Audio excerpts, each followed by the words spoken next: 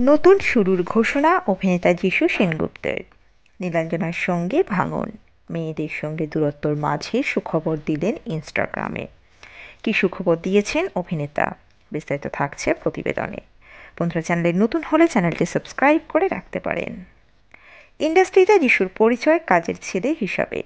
এক সময় সেভাবে পাত্তা পাননি টলিউডে। তবে আপাতত নিজের অভিনয় দক্ষতার কারণে শুধু টলিউড নয়, বলিউড এমনকি দক্ষিণেও যিশু সেনগুপ্তের চাহিদা আকাশ ছোঁয়া। ব্যক্তিগত জীবনে এখন ঝড় উঠেছে তাঁর, তবে সেসব অগ্রাহ্য করেই কাজের প্রতি ফোকাস ধরে রেখেছেন। ইনস্টাগ্রামে করলেন নতুন শুরুর ঘোষণা। 2024 সালেই সামনে আসে ডিভোর্সের পথে হাঁটছেন যিশু ও নীলাঞ্জনা। রীতিমতো হতবাক হয়েছিলেন এই তারকা জুটির কাছের বন্ধুরাও। দুজনকে এক সময়ের পাওয়ার কাপল হিসাবে ধরা হতো। দুই মেয়েকে নিয়ে তার ভালোবাসার সংসারের ছাপ পড়ত চোখে মুখেও। যখনই একসঙ্গে আসতেন প্রকাশ্যে মনে হতো মরে আছেন আদর যত্ন প্রেমী। সোশ্যাল মিডিয়ায় যিশুর সঙ্গে সম্পর্ক ছিন্ন করেছেন নীলাঞ্জনা।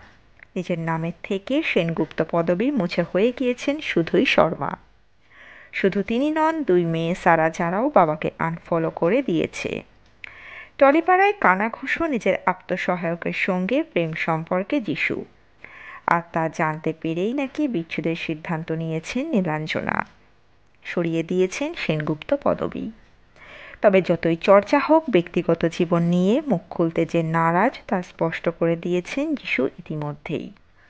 বলেছেন, এটা আমার ব্যক্তিগত জীবন, আমি কেন আমার ব্যক্তিগত জীবন নিয়ে বাইরে কথা বলবো। এরা তো কেউ আর আমার কোনো খরচ ছাড়ায় না। আমি একজন অভিনেতা, আমার কাজ আমার হয়ে কথা বলবে, এটাই আমার পরিচয়।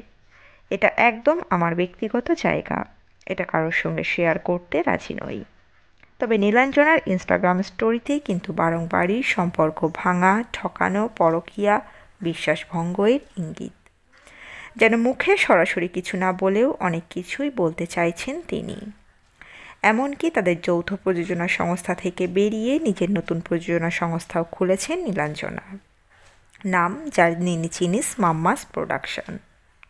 এখান থেকে বর্তমানে চলছে আনন্দী ধারাবাহিকটি। দিওয়ালি, নিউ ইয়ার, ক্রিসমাস সব অনুষ্ঠানেই এখন মেয়ে আর মা।